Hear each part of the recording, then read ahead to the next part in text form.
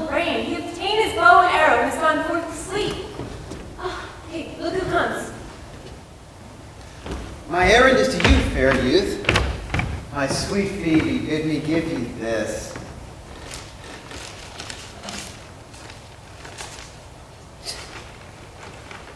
Patience herself would startle at this letter and play the swaggerer, bear this, bear all.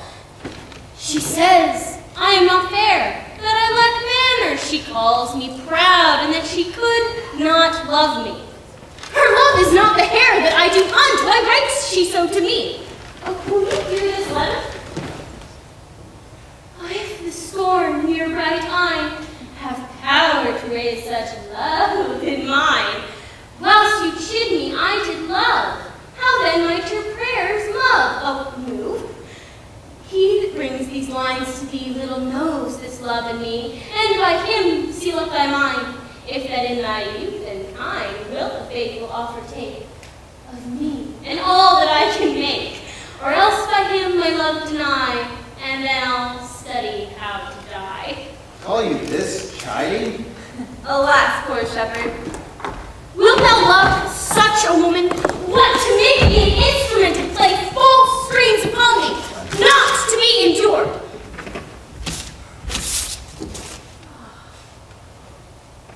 Well, go your way to her, for I see that love hath made thee a tame snake.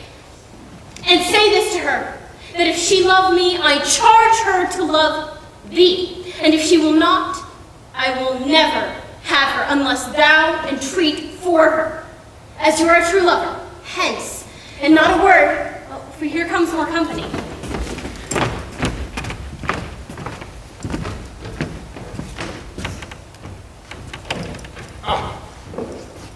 Good morrow, fair ones.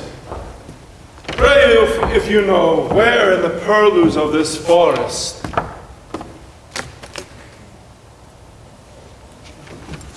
stands a sheepcote, fenced about with olive trees.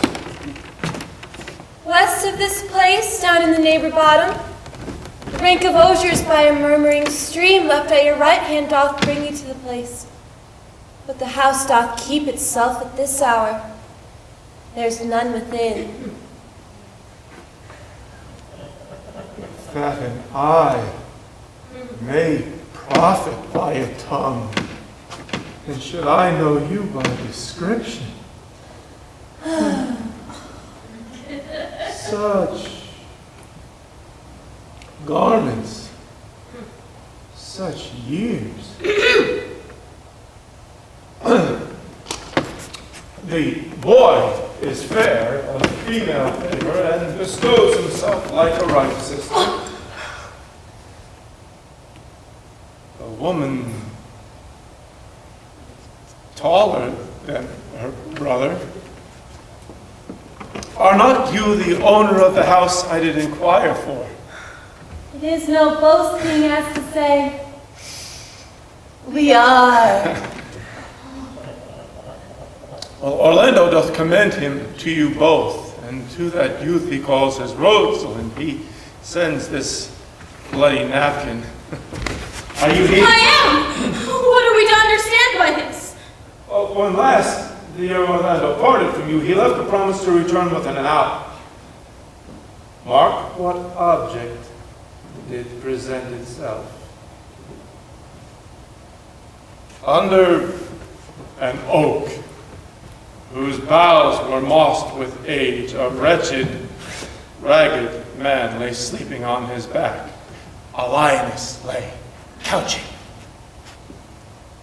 head on ground with cat-like watch. But that the sleeping man should stir, for 'tis this scene. Orlando did approach the man and found it was his brother, his elder brother. But to Orlando, did he leave him there, food to the sucked and hungry lioness? Twice did he turn his back and purposed so.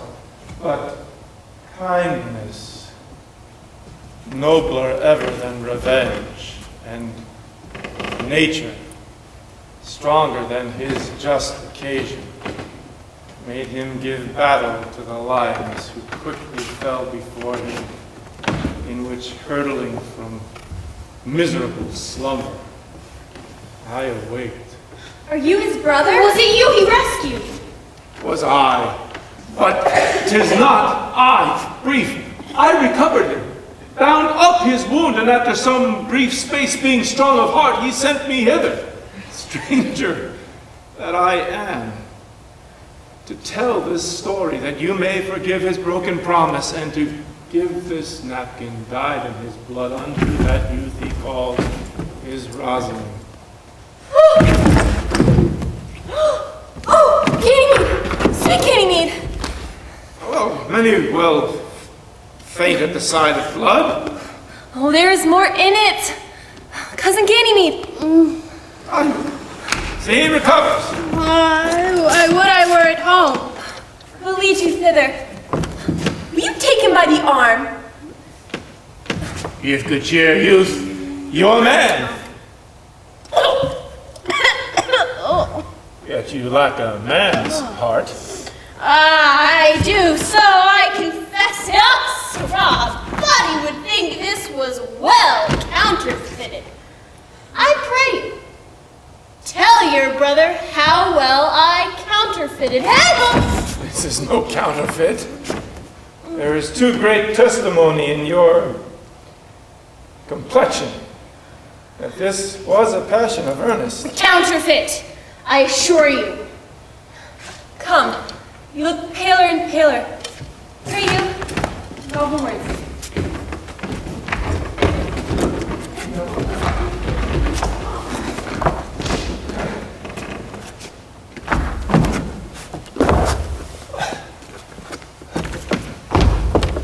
It's possible that on so little acquaintance, you should like her.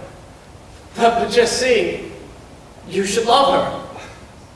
Neither call the giddiness of it in question, or poverty, the short acquaintance, my sudden wooing, her sudden consenting, but say with me, I love Elena!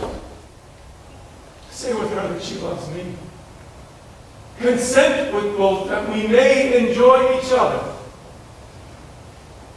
It shall be to your good, for my house, and all the revenue that was old Sir Roland's, I estate to you.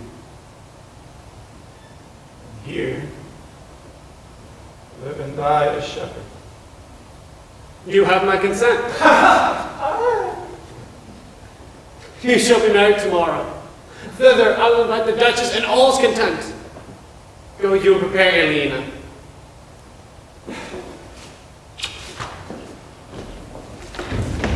Tomorrow is the day, Audrey. Tomorrow we shall be married.